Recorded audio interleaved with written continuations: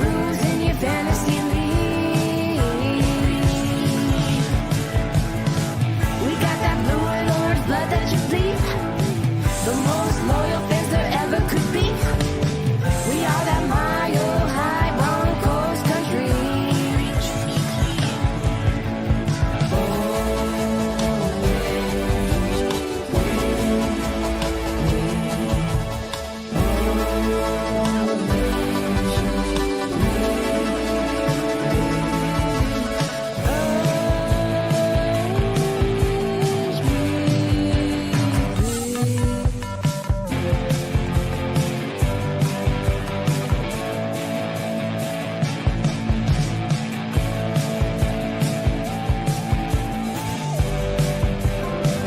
The Denver Broncos select Orange Weekly. Fans, brews, and Broncos news.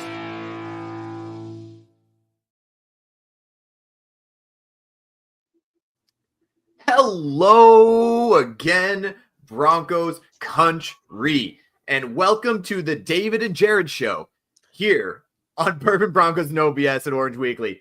Man, it's good to see you, David. How you doing, man? You doing all right? Jared, doing so well. And buddy, I missed you last week on the Jeff Legwold show, and everybody who didn't see that show, absolutely go back and watch it because we're going to talk about it a lot tonight. But it's so good to see you otherwise, no matter what headgear. And I understand the golf hat, so much better than a visor, just leaps and bounds better. Sean knows. Sean's here to talk about it. But how are you doing? I'm surprised we made it 30 seconds in the show before you mentioned some sort of anger towards Team Visor when I haven't really worn a visor in it's been a long time. It's been a while. No, you're right. It's been a while. No, but I'm just happy to be talking Bronco football. I know it's off season. There's not as much to talk about as there normally is during the regular season, but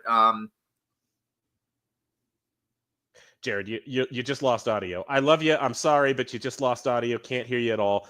But I think what Jared is talking about, we'll keep going. What I think Jared is talking about is, guys, it's time to transition from free agency into the draft. It's that off-season time of the year where you don't even have OTAs, voluntary workouts, anything like that. So you're desperate for any kind of Broncos content, right? And we are here. The Bourbon Broncos and No BS show is here. And guys, before we get into tonight's discussion, we want to remind you, on draft night, live, we will be live during the first round. We will be breaking down pick by pick until the Broncos get to pick number 20, and it's our turn to make a selection. So, guys, definitely tune in. We will be live all of that night. Make sure that you're there, and make sure that you're watching us live because we'll be rotating in and out. We'll be having some special guests. I don't know if we'll actually be having special guests, guys. That might have been a little premature of me, but we will be here. And the special guest might be us, but we're going to be live during the first round of the draft. We're going to take you through pick 20, see what the Broncos do, discuss it, break it all down, and we're going to have a great time talking about that. Jared, you are muted right now, so I'm going to keep going. I think, Broncos country, that we have – I heard you. Keep going. It's Jared, say something. Tell us something. No, you're gone again. Broncos country, I think you have reason to be excited about this draft. I think you have reason to be enthusiastic about where the Broncos are at pick number 20. I understand it's one of those drafts where you have maybe not as much blue chip talent as you've had in the past, but you have a lot of good players that are going to be available at that position, and specifically at positions that the Broncos have need. You've got tight end, you've got running back, you've got defensive tackle, and all of these are going to be really, really important positions for the Broncos going into this year. So, guys, absolutely send your comments. Absolutely send your questions. Sean, great to see you. Spotty, I'm glad you're here. Gary, always here. And Sean, you're right. The frustration and disappointment in Jared's face every time this happens, it's something to behold. But, guys, we are here to talk about your comments, your questions, and that's what we want to do every single week on the Bourbon Broncos and No BS show here at Orange Weekly. So let's dive right into it. Let's get into the discussion about running backs specifically. And guys, make sure you're leaving your comments, leaving your questions. Let's talk about it. Let's talk about the draft and what we feel about free agency. Do we have any leftover feelings about free agency? And if we do, what are those feelings? Talk to me. Because I'm just going to talk to myself. And what I'm going to talk about first is the running back class in this draft. Spotty, talk to me about Omari and Hampton. because Broncos country is a little bit leery at this point, right? And if Jared were here, he would tell you, North Carolina running backs, right? And specifically Javonte Williams, and what happened the last time the Broncos absolutely committed to a North Carolina running back. It was, obviously Javonte, there's no blame to him for the catastrophic knee injury he suffered. It's ridiculous. No running back should have to go through that or recover from that. However, the fact is that Javonte did have that catastrophic knee injury, and there's not really, we haven't seen that kind of production that he had before the injury as opposed to after the injury. Of course, now Javonte, a Dallas Cowboy, but Omarion Hampton, a different player. And that's one thing we should talk about, Spotty. No helmet scouting. You don't uniform scout. Don't think that one North Carolina running back is going to be the same as another, because you're absolutely right. Hampton is dynamic, quick. He's good sized, good receiver. And Jared, I want to hear your thoughts about Omarion Hampton as compared to Javonte Williams, North Carolina running backs. Similar, different? How do you feel? Yeah, no, I was going to be upset about this conversation, and here I am upset about this conversation because I did love Javonte Williams. Javonte is much more of a power back. I think the whole point of Javonte when he came in is that he could just break tackles, and he did his first year. And like you said, that injury, awful for anybody. Set him back a little bit. I still think he's a very good running back in this league, and he can come back from that injury. But I wouldn't compare him exactly just because they came from, like you said, don't compare the jersey, don't compare the helmet. Right. He's a different style of running back. And don't get me wrong, I'm kind of excited because he does have a lot of great qualities you see with a Sean Payton running back. And I think that's why a lot of people are excited for him in general. But yeah, I wouldn't make the comparison to Javonte. Javonte was a different type of beast. He was a different type of animal before the injury, unfortunately. And now he's going to go off and do things with the Cowboys that I wish he would do with the Broncos. But we'll see. We'll see how that turns out. We'll see if he does those things, Jared. We'll see. Yeah. And Sean, this is a good question. Thoughts on Judkins from OSU? And to be honest, Sean, I am feeling like, I need to dive in to the scouting on these running backs a little more, because Judkins, Travion Henderson, both really capable running backs from Ohio State, guys who are expected to go early in this draft. You got guys like Caleb Johnson from Iowa, obviously Hampton, like we've talked about, and Ashton Genty, who's going to go probably top 15.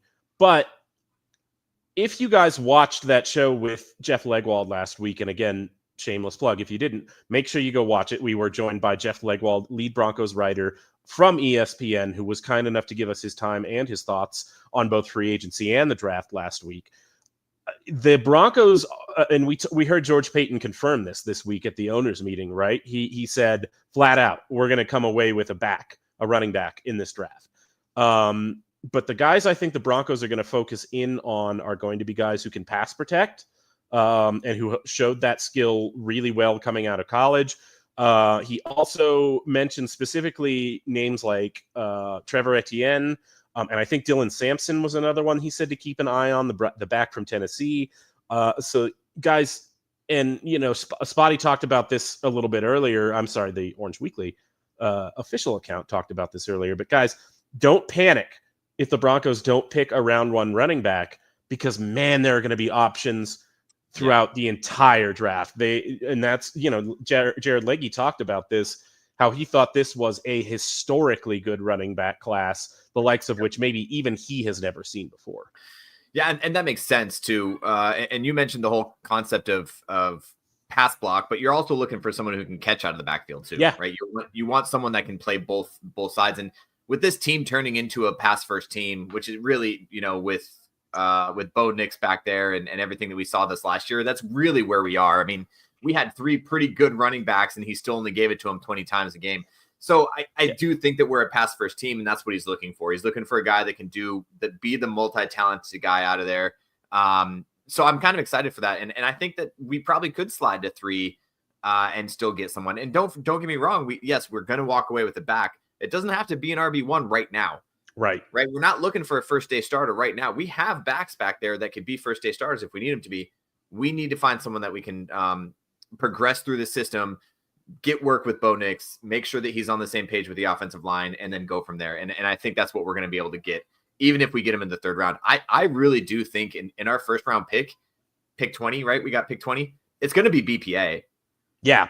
I really do believe, and I think what's going to make, outside of picking a quarterback, I think there's not really a pick that would make Broncos country really angry. But even if we got an edge rusher, don't be surprised. Like we have a lot of edge rushers. Yes, we're good on that area, but we could always pick up another one. And if it's the best player available at the time, it's the best player available, and we can work him in. Obviously everyone's looking at tight ends. Everyone's looking at running backs. Me and you, David, are looking at interior defensive linemen, right? Like there's these things that we know that we need to fill, but that doesn't mean we have to fill it with pick 20. We can end up going getting another corner, right? And having him come up through the league, because there's a lot of good corners in this draft as well. Yeah, absolutely. And guys, before we go on, smash that like button, smash that share button. Absolutely, like Clayton says. Follow us on YouTube, follow us on Facebook, follow us everywhere that you are, because we want to be everywhere that you are. Now back to the draft, Jared. I think you're totally right that first pick is going to be as position agnostic as we can be at this point right now. Yep. We forget quarterback, but everywhere else we can talk about interior defensive line. Frankly, if the Broncos drafted interior offensive linemen at pick 20, like 𝐒𝐫𝐸, I'd be okay with that. But like you said, and cornerback, if you get a guy like Jahdae Barron who can play inside, outside, has that kind of versatility, might follow that pick 20 range. If he's the best player on your board at pick 20, go for it. Absolutely go for it, because this draft, Jared, is so deep at the positions that the Broncos need to be picking at. We talk about running back, tight end, defensive line, because those are, the most obvious positions of need on the team. And the team, the Broncos, to their credit, whatever you say, if you look at what they have been, their pre-draft meetings so far, it's been with those position players, right? It's been with tight ends. It's been with interior defensive linemen. It's been with running backs. And so that, it says to me that at least the team is looking at positions of need the same way that we fans are. But, like we've been saying, don't panic if it doesn't happen in the order that you want it to happen in. Don't panic if it's the fourth round before the Broncos pick a running back. Something like that, because that at least tells me they are following their board more than they are drafting for positions of need, and they are trying to fill out this team with the best possible players overall. Yeah, and you got to look further down the line, too. They're looking at not next year, but the year after. What are we possibly losing in 2 years, right? What does our team look like down the road? Can we pick up somebody now, and especially at pick 20? And I kind of like the way that Clayton put this here. You're in a good spot as a team when you can let the board fall to you instead of having to fall to the board. And that's where we are. We're in a situation where we can let the board fall to us, especially at 20, with as deep as the class is, like you said, at tight end and running back in this class. I think we have a chance to get those guys in round 3, round 4, possibly even round 2, and we can just pick up the best player available. But as you and Leggy have both said, you're looking at a draft that really only has maybe 10 to 15 first round draft grades. Yeah. So, and when we fall to 20, the guy we're getting at 20 is going to be a second round graded guy. And that's fine. And we get whoever that is. And then the problem with this draft, and it's kind of cool, is there's only 10 to 15 first round grades, but there's like 100 second round grades. Right. There's a lot of people in that middle category. Like, they're not going to blow your socks off, but they're good players and they're going to be a big playmaker on your team. So I think it's kind of a nice place to fall. It's a nice place to be. Absolutely. And throw Jerry's comment up here. You've got to throw Jerry's comment up here. We love a Team Puffball shout out on the Bourbon Broncos and No BS show. I forgot that you can't control right now, so me being in control makes me feel good. That's absolutely. You should feel powerful. Jerry, a longtime viewer of the Bourbon Broncos and No BS show on Orange Weekly. Thank you for coming back. Paul, I get it. I understand. J.K. Dobbins would actually be an interesting signing, I think, for the Denver Broncos as we speak right now. Not actually a thing that has happened. We want to make sure, and Paul, to his credit, is saying that. Not a thing that has actually happened, but something that, Jared, let's talk about it a little bit. Because right now you're going into the 2025 season with Audric Estime and Jaleel McLaughlin as your kind of 1-2 punch in that backfield. Do you want to see the Broncos add a veteran presence there, or are you comfortable with McLaughlin and Estime going into the season as starters? I'm comfortable with those two going into the season as starters, and I'm comfortable with we talked about it. We're coming away with somebody in the draft and giving them time on the ball the same way we did with McLaughlin.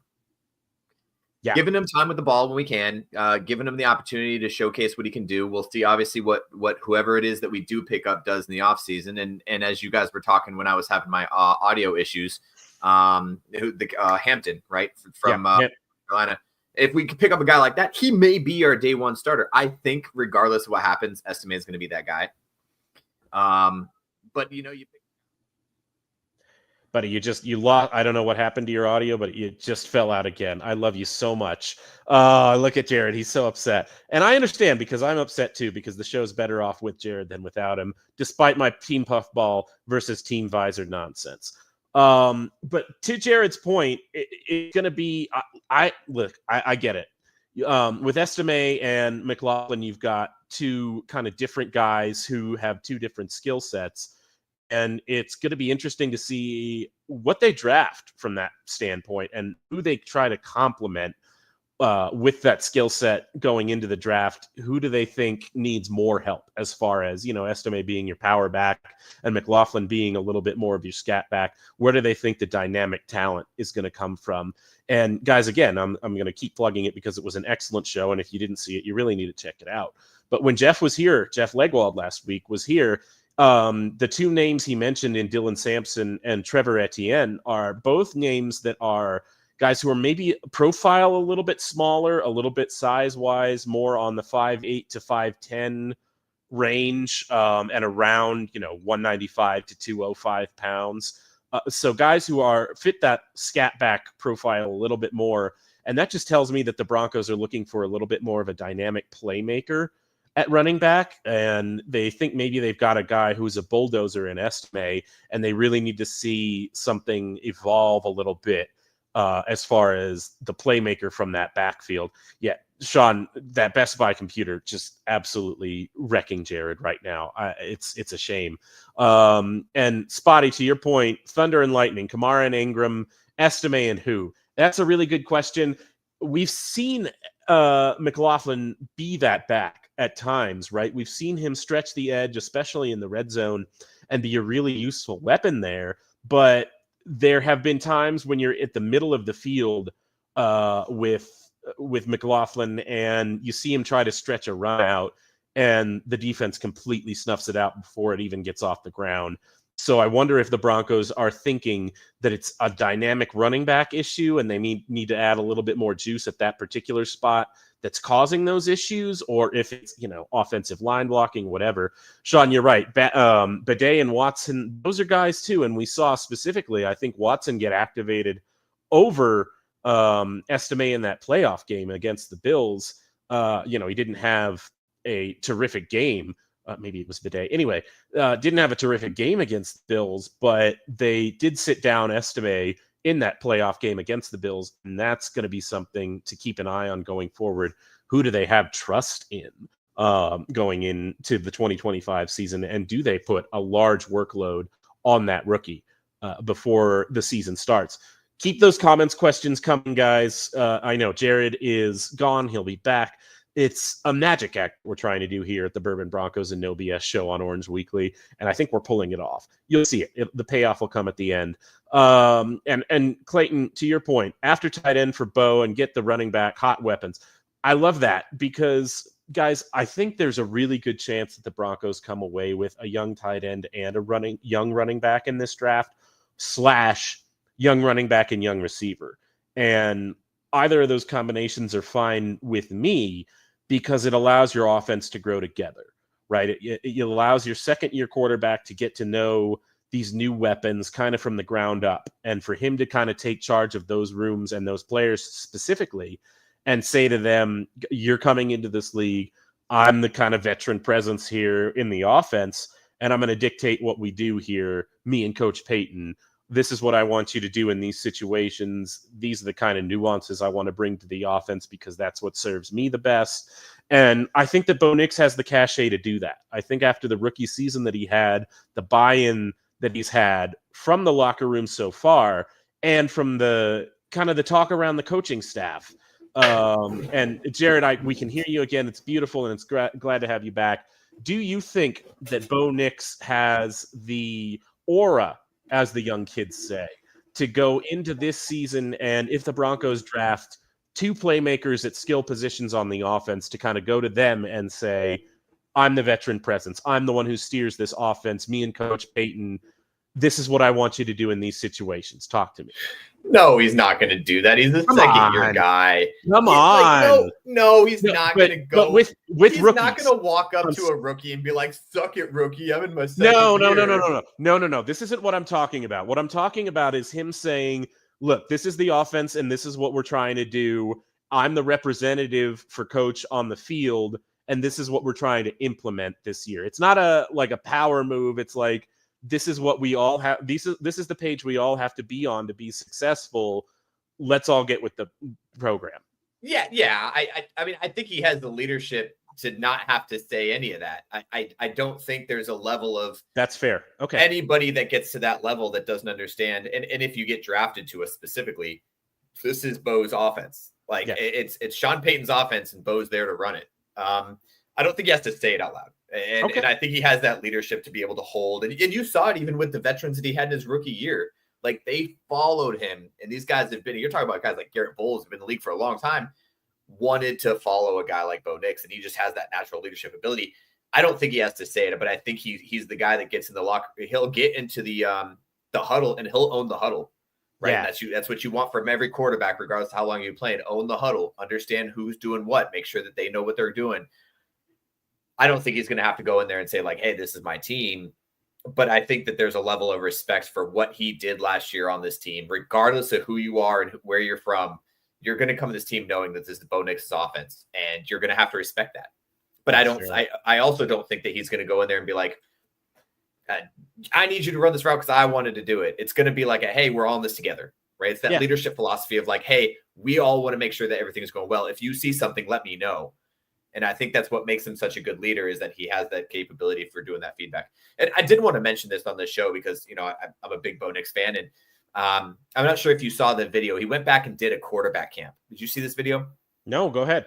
So I don't know where it was. It was like, one of the reels or whatever. And he was back doing a quarterback camp, I assume back in his hometown. And it starts off with, and you don't see him and you don't know it's Bo Nix. So I'm reading, I get all the quarterback coaching shit coming up. And so you see this thing and it's like, hey man, I know this is boring. I know that doing dropbacks is boring. I know that doing the same route over and over and throwing the same ball over and over is boring. And again, I didn't know this was Bo Nix time. I'm like, watch this. I'm like, who the hell is this? And he's like, but when I got to the NFL, guess what I did? Yeah. The same stuff you guys are doing, I'm just doing it at a different level. I'm doing the same boring stuff. I'm just doing it at an elite level. So if you keep doing the boring stuff, you're going to get to that level. And then it showed that it was Bo Nix. And I was like, holy shit. Like that's the type of leadership. That's the type, his mentality is real. His mentality knows where he needs to be. And it just makes me so much more, it got me excited for the season again. And what we have and what we had and not having to go through this quarterback carousel thing and being like, hey, we have our leader on offense that we've been missing for so long. And I'm so happy to have it. So I wanted to share that story. And I'm going to go on a rant because inspired by you, Jared. But first, I want to acknowledge new and returning guests. Paula, you've been here for so long. Thanks for coming back and joining us on a Tuesday night. Obviously, Clayton, Sean, you guys are kicking ass. Thank you for being here. William, I'm not sure if you've been on the show or not, but thank you for joining us tonight from YouTube. Victor, obviously a longtime watcher, and thank you so much for coming back. James, and we'll talk about Tez Johnson a little bit coming up in the second half of the show. But thank you for joining us tonight, everybody. If you guys are watching on any platform at all, like us, share us, subscribe to us. We appreciate you so much. Once again, want to plug the Bourbon Broncos and OBS draft show. We will be live on draft night, Thursday, April 20-something, for the first round. And we will be live until the Broncos pick at number 20, if they pick at all. On that first round night. So keep with us, guys. It's going to be a long haul night, but we are going to have a great time. And we are hoping that you guys will be with us every step of the way. Yes. Back to the Bo Nix thing, Jared. I am tortured sometimes by, and I shouldn't be like this because I think we know that Bo Nix's ceiling is whatever he decides it's going to be and not what his college tape has shown. But there are still analysts out there, Jared, who say that Bo Nix has a quote unquote limited ceiling. And we know that because we saw him in so many college games, because we saw him start so many college football games. So we know what he can and can't do by now. And I just have absolutely no respect for this position at all. I don't understand it. We talk about how much draft analysts love to get famous by talking about how much fit matters with a prospect and how much, the pairing with the coaching and all that matters as much as the prospect's talent. And 2, how different the college game is from the NFL game. And so, guys, if we're going to acknowledge the fact that the college and NFL football games are completely different, then we have to say, by extension of that logic, that even 61 college starts doesn't tell you everything that you need to know about a quarterback before he comes into the league. It doesn't mean that he can't be something different from college to the NFL just because he's 24 and because he's had all these starts. It's nonsense. It's nonsense. You know how I know it's off season? Go. Is you're listening to these.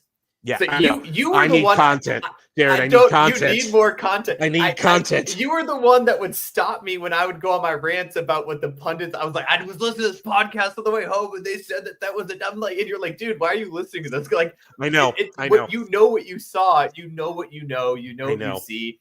And I think you said it right. Like, his ceiling is what he's going to make it. Like, I'm not going to sit here and say he's going to be the greatest quarterback the Broncos have ever had.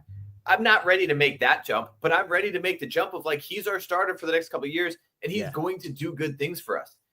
And we can build around this guy. It's a guy that we can build around, and we haven't had this feeling. Well, I don't want to say that. But I'd say we had the feeling with Russ, right? Yeah. We had the feeling a little bit when we had what's his name that left us for after Peyton. Osweiler. Everyone was like, Osweiler's the guy, and then Simeon for a while. We were like, Simeon could be the guy. And then Drew Lock, right? Drew Lock had that great 4-game stint at the end of the season. I was like, this is the year he's going to turn it around. And obviously none of that happened, but I do feel comfortable with where we're at after a full season of seeing the guys, again, seeing him do the small things, seeing him going back and doing these camps and understanding the process, understanding where he's at. And and I'm sorry, because I took a roundabout way to get there because you really brought me back to the point right now. That can't, like you're talking about, the fundamentals. Yep. And that to me says Bo Nix knows what he doesn't know, or he knows what he didn't do well in his first season. He is willing to accept that and willing to take that in and say, this is something I need to work on, not just something that's going to come to me because I have star power and I'm a privileged NFL quarterback. And he's going to go back in this offseason and work on it. And that's, to me, more than anything else, what keeps us from being able to define his season right now, because Bo Nix is going to be able to diagnose what he doesn't do well and either say, I'm going to work on getting better at that, or I'm going to at least work around that and find ways to be successful without that being a necessary part of my game. Yep. And that's what we have. And we got to be okay with it. The pundits and the people that are going to say negative things about him, let them say negative things. At this point, that's where I'm at, right? Like, it kind of feeds it. Like, we're no longer the underdog, I don't think. Right? No, yeah, we're the underdog to the Chiefs. But no, right? but not to like your we point, were last year. No, and look at the power rankings around these NFL media websites. The Broncos are 10 to 12. Yeah, nobody's sleeping on this team anymore. Yeah, we can't claim underdog status anymore. Not after what we did getting into the playoffs last year. Like, this is a team that people are going to have to look out for and have to plan for. And so it's going to make, and part of that is going to make it a little bit more difficult for the Broncos this year. Yeah. And it's going to put a lot of pressure on Peyton and what he can do to game plan and get ready for these teams. And I'm looking forward to it. I really am. And what we do in this draft too, like Peyton, let's be honest, swung and hit in that first draft. Yeah. He absolutely killed it. And I guess 2 drafts now, right? He's had 2 drafts. Really? And both drafts have absolutely killed it. And we have long-term starters that we have drafted in those last 2 years. So let's see if he could do it again and see what can happen. Yeah, absolutely. Absolutely. Guys, keep these comments and questions coming. We love to have you. We'd love to see you here. And yes, Spotty, you're completely right. Tape isn't everything as far as quarterbacks go, but also, it's that we laughed at it at the time, right? Because it sounded like Peyton just pumping up a guy who he ended up drafting because that's a way to build his confidence. But really, if you go back and look at Bo Nix's tape in college, if you do take out the short stuff, the behind the line of scrimmage stuff, the stuff that the Oregon offense asked him to do the most often, he was still good. He was still incredibly good at those deep passes, at some of those NFL passes that you have to make. And we saw it over the course of the season. Yeah. We saw him rip those dig routes in there with courage, not with conviction. We saw him throw that seam route to Marvin Mims in the Browns game. We saw him throw those go balls at the end of the Bengals game to Marvin Mims with confidence. This is not a player who you can say, quiet, simmer down, Jared. Confidence. This is not a player who's intimidated by the big moments or feels like he is limited and can't do these things physically, right? Yeah, I also don't understand anybody who's talking about college tape when you have 16 games, 17 games, 18. I mean, we made flips. You have 18 games of tape. Yeah. On the core of the kid in the NFL level, and so comparing it to saying your college tapes suck, like dude, you have 18 film strips with him playing in the NFL at the high speed of the NFL, and that he made to the playoffs, which is getting more better. Than most teams can play. Yeah, getting better over the course of a season. Like, guys, yeah. Okay, and we're gonna move off of this topic and talk about other things in a minute. But last thing I want to say, Jared, is Bo Nix had a historic rookie season, and were it not for the fact that Jayden Daniels is better than Bo Nix this year. Jayden Daniels did incredible things for Washington this year, and it should be acknowledged. But if Jayden Daniels hadn't done those things, we would be talking about Bo Nix as rookie of the year, and it's not even close. And he had a really, really good rookie season for any quarterback. Yeah. And so it's time to talk about, and I think this is what the Broncos franchise is focused on. How do we get better from the team that lost in the wild card round? Not how do we keep building around this rookie quarterback who has quote unquote limitations. Right. Yeah. There's no limitations here. And really this draft is about building around the team. We had a very strong defense this year, showed its holes a little bit. I'll be honest. Like there were some times when, especially with the injuries to the corner position, you saw corner and safety positions. You saw us let up a little bit more than I think we were expecting to in some of those games. I'm thinking the Cincinnati game is a big one. Yeah, for sure. But again, you're going up against two of the top wide receivers and one of the top quarterbacks in the league, so it's kind of hard to compare there. But you see us going down in certain places. You're like, okay, there's a weakness, right? Everybody likes to blame tight end for the weakness. I think our tight ends did what they were asked to do. And Sean Payton offense at the time. But I think that Sean Payton was also limiting what he was calling based on who he had. Yeah. Do I think we pick up a day one starter tight end this year? I don't. That's, like the tight end depth is there, but I don't think there's a day one starter that could do everything that Sean Payton wants. And not for, again, we went out and got a tight end. I've been waiting to be on a show to talk about this. He's not a tight end. He's a slot receiver. Yeah, absolutely. In a tight end number. But this is the thing, like Evan Ingram, and this is who we're talking about, guys, obviously. Free agent signing Evan Ingram, who, to Jared's point, right now, his skill set is best utilized as that big slot role. It's not in line. It's not because last year, I think the splits of him lining up in line versus in the slot were about even where he actually played. And it's not that I think he's a willing blocker, Jared, but it was never his strong suit of his game coming into the league. It's certainly not his strong suit at this point in his career. So he you can, and that's why I think he's at least a decently effective joker kind of player. And I know that's a tired phrase in this Broncos offseason already on April 1st, but it at least gives you that credibility. He's going to line up in line, and he's probably going to try and block on this rep. It's not going to be great, but we're going to run out of this formation with Evan Ingram at tight end, and you have to respect it. And obviously, if the ball's going to him, it's going to be because he's split out in that slot position. but at least it gives you more of that skill set than I think you had on the roster going into this offseason. I don't know. So of all the tight end, of all the free agency signings, that one's my one. Like, I'm excited. Like, don't get me wrong. I like Evan Ingram. I think he's a good player. And you're right. Yeah, it's gonna force attention. Yeah. And it's going to give you an extra, but he's a wide receiver and a tight end number. Like, he's not going to be, and that's why I kind of rolled my eyes and did a full physical roll. When you said he was a joker. Yeah. Like, a joker is someone that can do everything. Like, a joker is the guy who can block. You're right. Go out for passes and he can run the ball. He could do anything. He could go out for. We're not using Evan Ingram at 105 years old. He's younger than I am, but right. But at his age, to go out and catch a screen pass. No, like, he's not going to be able to get the stop and go speed you're going to get with Marvin Mims. No, but Marvin Mims is our joker right now.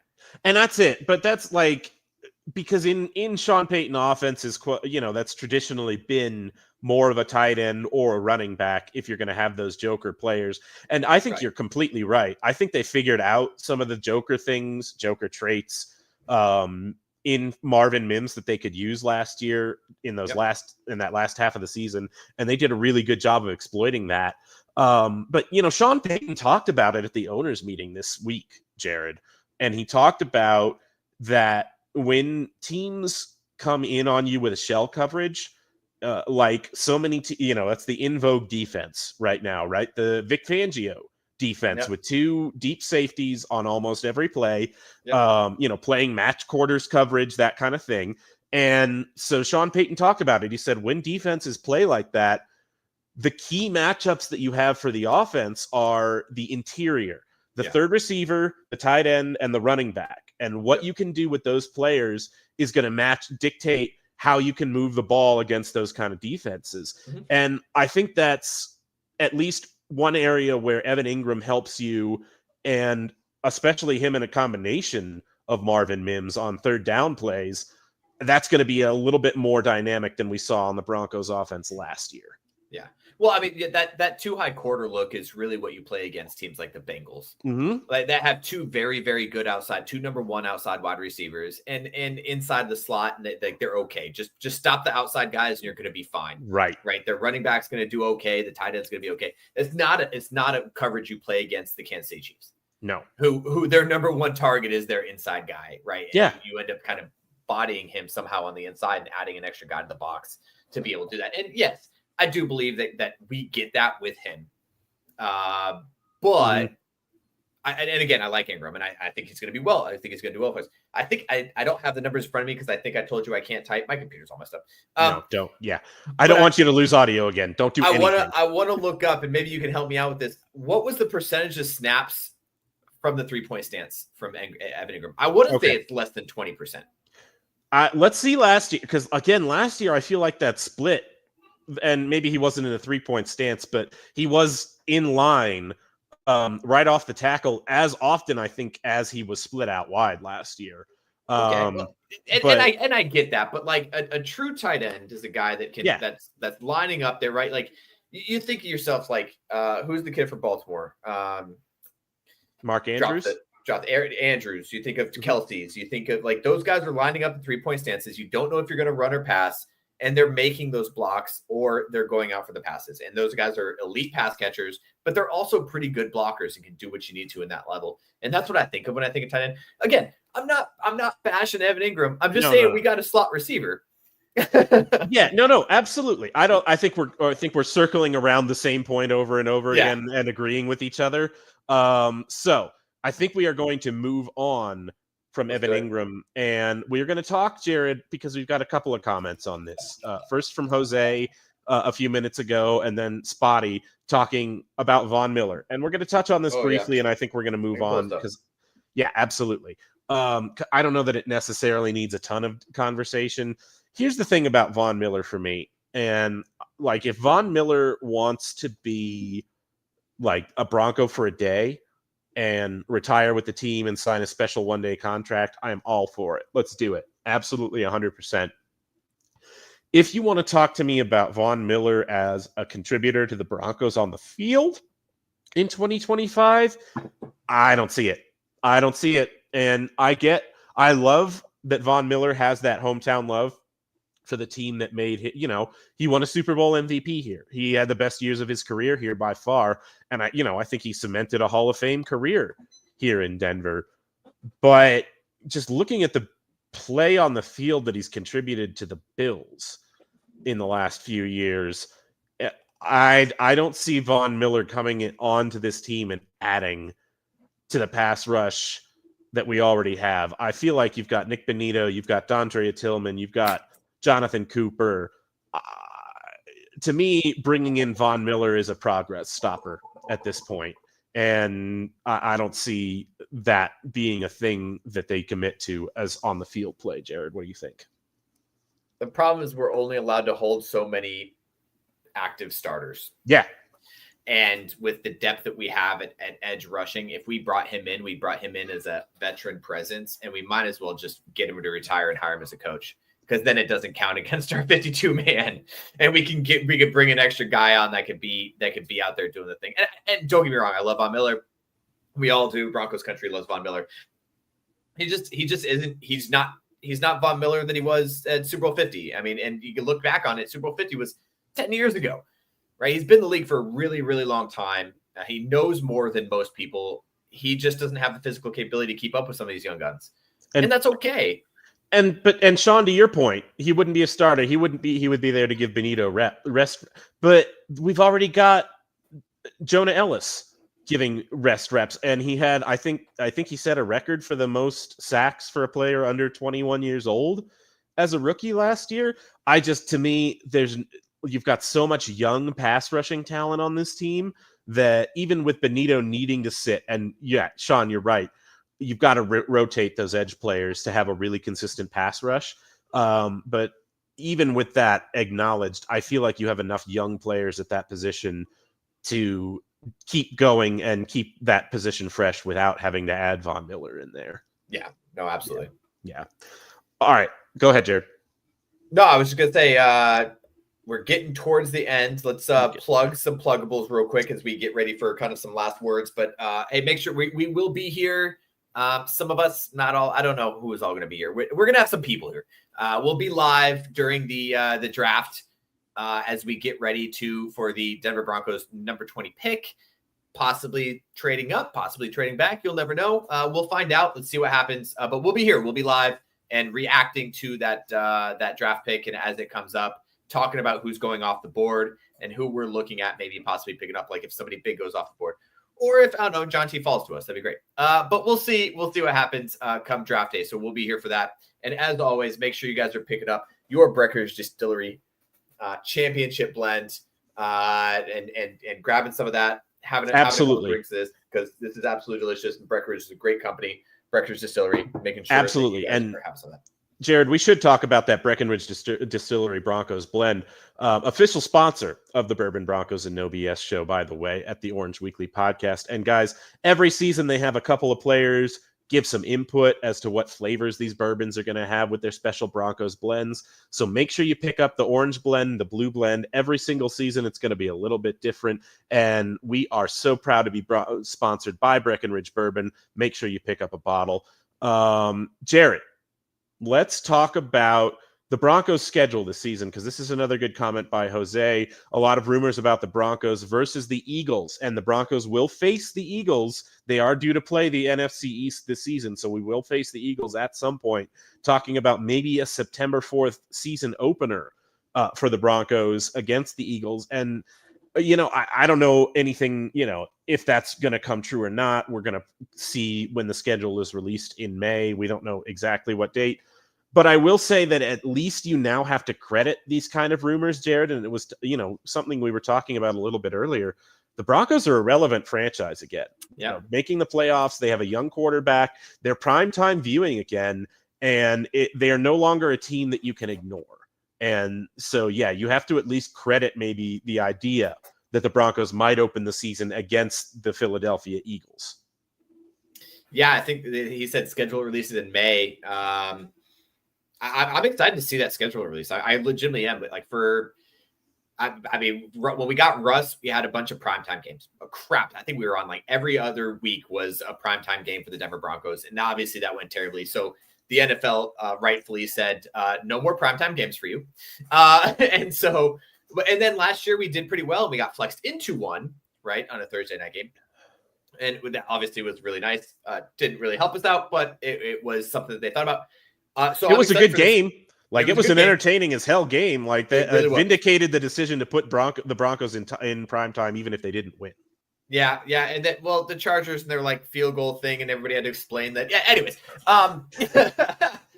but I'm excited because I think we're going to get a few more primetime games this year. Pre like at the start of the schedule, right? They always look at the last like 4 or 5 weeks of the NFL season. They're like, everything's willing to flex because we have no idea what's going on at that time. But I can imagine us getting a few Monday night, Sunday night games, specifically in the first like 5 or 6 weeks of the season because of the young team that we have. And I would not be surprised, guys, and it was just announced the NFL will have 3 games on Christmas Day this year. Yeah. I would not be surprised at all to see the Broncos fall into one of those games because looking at the way they scheduled those games last year, it was Chiefs versus Steelers, and Ravens versus Texans. All 4 teams that you figured, these are going to be teams that are going to be in the playoff race come at Christmas, right? And whether it worked out that way or not, but at this, when they're making the schedule in May, that's what it looks like on paper, right? So I would not be surprised at all to see the Broncos end up on that list because the NFL thinks that they might be contenders coming into the end of the season this year. Yeah, no, I 100%. And so the other one I'm looking forward to, I think the Commanders. We play the Commanders this year, don't we? We do play the Commanders this year. Jaden Daniels versus Bo Nix. Yeah, that's going to be a game. Man. Yeah, hard to write a better story than that. And so yeah, there's a lot of really good games this season that I think could be possible night games, and that's one of them. And I wouldn't be surprised if the last KC Denver game is also a night game with the expectation that's probably going to be the 2 of them at the top of the AFC West next year. Absolutely. And Jared, let's talk about it. Fashion talk, because we have heard this week that the Broncos are going to be able to wear alternate uniforms, not 3, but 4 times this season. And I think that we are going to see, obviously we're going to see that blue jersey with the white helmet again, because they just can't help themselves with that one. But I also think that gives you the opportunity to make these division games, all of these home division games, throwback uniform games. And I want to hear your thoughts about that specifically, Jared, because I know you have the best takes on these. Their uniforms. I'm more worried about the gameplay, what's happening on the field, than I am what they're wearing. Well, to your point, and to your point, the Broncos 2-0 in these throwback uniforms so far, Jared. So again, 2-0. Okay. Direct correlation is what we call that. Correlation. Absolutely. Absolutely. It's like watching the Broncos in orange versus in white versus in blue uniforms during Super Bowl appearances. There's a correlation. Don't mess with me on this. All right, Broncos country, we are getting toward the end of the show. We're not quite there yet. Jared and I have some more drunken rambles to take you down. We do. Before we finish the show, but we're having such a great time with you. Make sure, guys, we're going to plug that pluggable one last time. Make sure you are tuning in to the draft show on Thursday, April at whatever time the draft starts, because we will be here to talk about, I believe it's the 24th. I don't know. I can't type. I'd look it up. You wouldn't know. Type. You couldn't possibly know. We are going to be here until the Broncos pick at number 20 / if they trade up, really, really unlikely. If they trade down, more likely. But we'll stay with you until number 20 because we won't know that they'll be trading down until they hit number 20, most likely. We're going to have a great time. We're going to have, even if we don't have special guest guys, we're going to have the whole Orange Weekly crew on hand to entertain you, to talk about all the picks that we are seeing, how they affect the AFC West, how they affect the NFL in general. It's going to be a great show, guys, and we are really excited to see you. Make sure that you are picking up your Denver Broncos blend of that Breckenridge Distillery bourbon every single week. If you're with us, it's delicious. It's got, absolutely, show them, Jared. You can get the blue, you can get the orange. It's got a little bit of a different flavor every single year because different players get to have their input on what flavors are going to be prominent. But every single time you're going to get that delicious Breckenridge Distillery bourbon blend. Jared. Yes. Let's talk final thoughts about the draft and turn it over to the audience for final thoughts they're having. What do you think are essentials? Do you have any essentials for the Denver Broncos to exit this draft with? Do you have any positions that maybe we haven't thought of that the Denver Broncos need to come out of this draft with? Or are you feeling comfortable with how the board falls to them? I'm hearing everything. I'll be honest, from a personal note, I'm comfortable with where it falls. I'm comfortable if the board falls to us, we're picking. If we pick best player available from pick 1 to I picked for 12. How many picks do we have? 8, 7, 4, 2, 7. 7. Okay, we'll go with 7. That's a good number. So from pick 1 to pick 7, but I also know because I played a lot of Madden that by the time you get to those 6 rounds, you're just kind of shooting at the dark, right? Like, and again, they have people that are around the clock working this, and I'm not saying they don't, but I wouldn't know if that's best player available. I think pick 1 specifically at number 20, best player available. I don't really care who it is. Yeah, I know it's not going to be a quarterback. I know it's not going to be a kicker. Anybody else? Cool. Give me what you got. Long snapper. We got that taken care of. But in general, especially for pick number 1, I do expect us to walk away with a tight end. Okay. I do expect us to walk away with a running back, as said by Sean Payton. I also expect us to walk away with a wide receiver in the late rounds. I think every year every team wants to go out there and get somebody that may be that guy, especially at wide receiver. It's obviously you have 3 guys on this field. You usually hold like 7 on a team. You want to try to pick that one randomly and see if maybe he can become the next big guy. So yeah, pick a receiver late rounds. Let's see what happens. See what he can do. But other than that, there's nobody that, like, even if we didn't get a running back,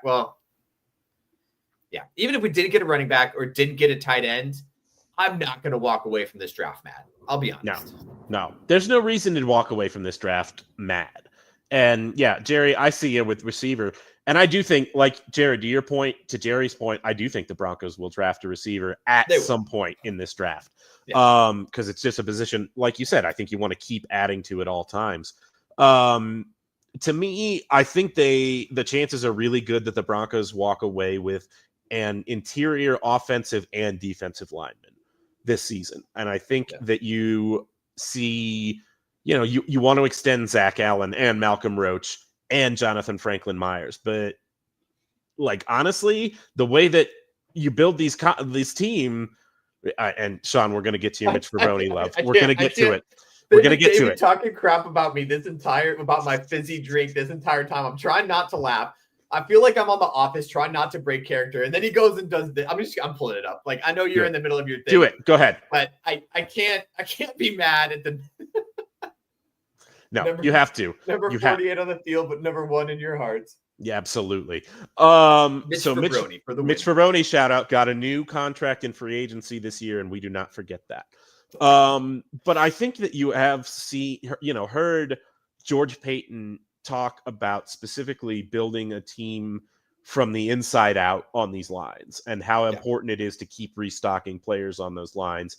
And, we saw it last year, I think, and the year before. The Broncos pick interior offensive linemen in the 5th, 6th, 7th rounds. I think that pattern probably continues this year. I think we see interior defensive line go a little bit sooner, 2nd, 3rd round. But yeah, I do expect the Broncos to pick at both of those positions before the draft is over. Yeah, and it's been that way for the past couple of years where everyone's just like, we need all the help in the world on offense and our defense is fine. And it's not necessarily the case. We sorted up the linebacker position, thank God. That was awesome offseason acquisition. But yeah, interior defensive line, secondary, maybe 1 or 2 guys, even if it's late round guys, see what they could do. then yeah, a lot of our offensive pieces are going to fall into place. But again, best player available. If we get a backup guy that would be a starter anywhere else, I'm okay with that. Like, let's develop him. Let's not put him out in the fire as early as we need to. So again, it's nice to be in this position as opposed to the everybody we draft is going to be a starter day one. And yeah, and exactly. Good luck. Figure it out. Oh, well, the Broncos have a really young team going into 2025. Right, yeah. That's great for them. No, I'm 100% with you. Yeah, you just draft the best players available. They don't need to necessarily get on the field right away because, the way contracts work in general, you're going to have a need at that position in the next few years. Odds are. So yeah, the Broncos are in a great position. Pick 20, you're probably not going to get a blue chip talent like we've been talking about, but you are going to get a player at a position that you will need eventually if you don't need it right now. And I'm really excited to have them going into this draft in that position. Agreed. Yeah. All right. Well, hey guys, thank you so much for joining us. Definitely was a fun show. I believe our fearless leader, 𝐿𝐷𝐴𝐴, told us to keep this to 30 minutes. And we said, this is the David and Jared show. We're going to go as long as we want. Yeah. But now we're running out of time. The air is going to jump out from us. So we do got to get out of here. Go. Apparently we can't go as long as we want, David. That was a complete fallacy. I didn't know that. Turns out we have to pay for this time. Nobody's paying us. We're paying back. Yeah, we're paying in. Nobody told me that. We should cut this off. I don't have the money for this. No, bro. No, not at all.